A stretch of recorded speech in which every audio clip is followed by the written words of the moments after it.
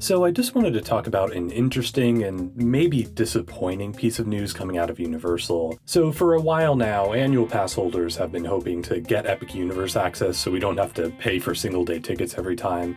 And luckily Universal has been nice enough to offer us discounted tickets, but still, as of today, there is no Epic Universe annual pass or anything like that that could get us into the park multiple times without having to pay single-day tickets every time.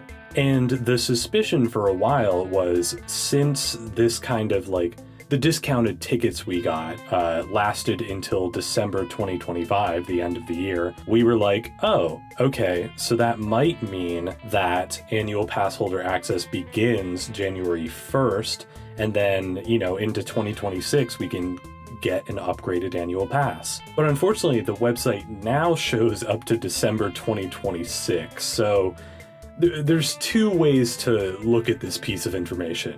So the first way, the doom and gloom way, is that we assume that the assumption was right, that they're going to sell us the single day tickets until there's an Epic Universe annual pass. And if we stick by that assumption, now it might not be until 2027 when there's an Epic Universe annual pass, which means we have to wait an entire whole other year to get access to this park.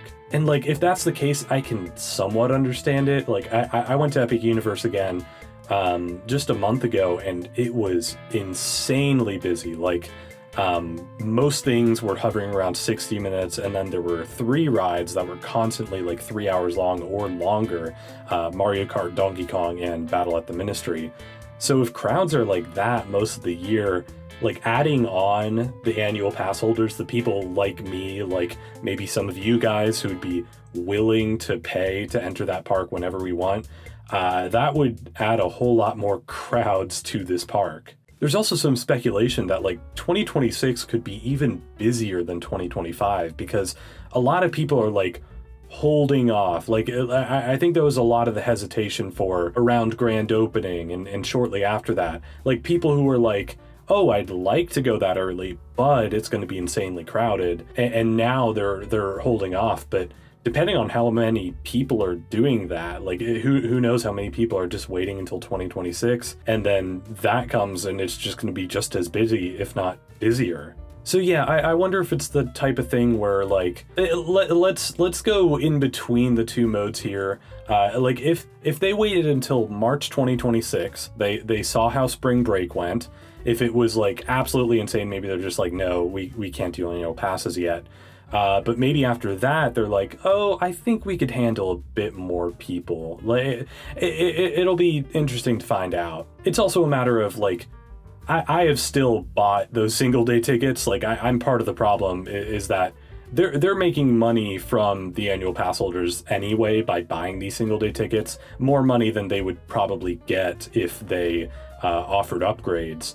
I guess that's debatable maybe, but regardless, there are still people like me who are buying those single day discounted tickets just to get in the park because they want to go that bad. They're not willing to wait for the upgrade. So why throw that money away?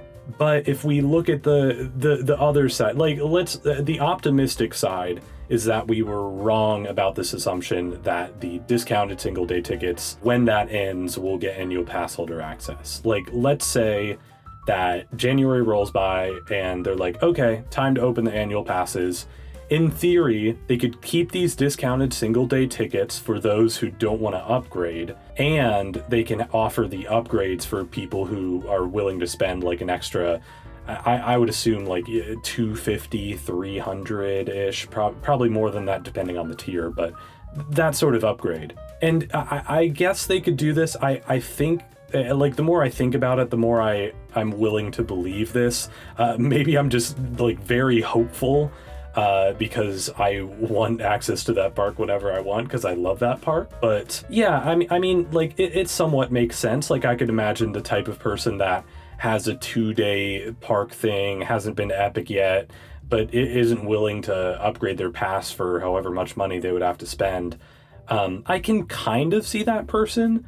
But also, if the upgrades are, let's say, like 200 for the lowest pass, maybe 250, and then even if it's like 500 for the highest pass, you have to imagine, like, even if you have the lowest seasonal pass, you could do like, because tickets are so, that's another thing. Tickets are so much to Epic Universe. Like, it goes up to like $200. It's kind of absurd. That's a whole different conversation, I know, but like, you could just do 2 trips, and on basically every tier of the pass, you've made it worth it. Even if you do a 3rd trip, that would make it worth it. So I'm trying to envision the person, and you know, I know it's a money thing as well. Like, some people don't have like a spare $500 to spend on an upgrade. But I guess if you're the type of person who has an annual pass already, I'd assume that most of us would want to upgrade instead of buying the single day tickets. I don't know. I guess at the very least, even if there's like literally 10 people in the world who do that,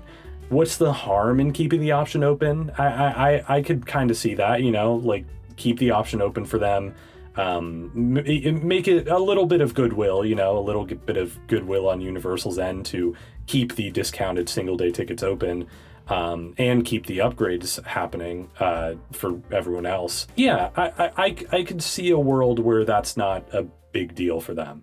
But yeah, if we want to go just full doom and gloom route, if this means no annual pass holder access in 2026, I understand it, but man, it does suck. It does suck a little, because like even more than Universal Studios or Islands, Epic is just a great, like, I would love not even to do the rides there, because again, at this point the lines are very long and I've done them all a lot, but even just to have like an afternoon where I can go there, chill out, walk around, enjoy the vibes, enjoy the fountain show, stuff that I haven't necessarily gotten to do, even just like go to the restaurants, go to Pizza Moon, stuff like that. It would be great, and I would be bummed if it was 2027 we'd have to wait for an upgrade like that, because I don't know how much I'll visit next year just because of how much those tickets are. And there is another angle to consider here in terms of the positive end. They did open up multi-day tickets for Epic Universe, so now it's like, it used to be like you could get a multi-day ticket package for Universal, but it had to be 1 day at Epic Universe only, no matter what. But now there's kind of like the free roam park hopper tickets where guests can buy, let's say, like a 4-day ticket package for all 3 of the parks, maybe and Volcano Bay, but you know what I mean, all 3 of the dry parks, and hop between them as they wish. And yeah, Epic's been added to that, so it does mean that they're expanding access at the very least. Maybe that's good news for the annual pass, maybe it's not.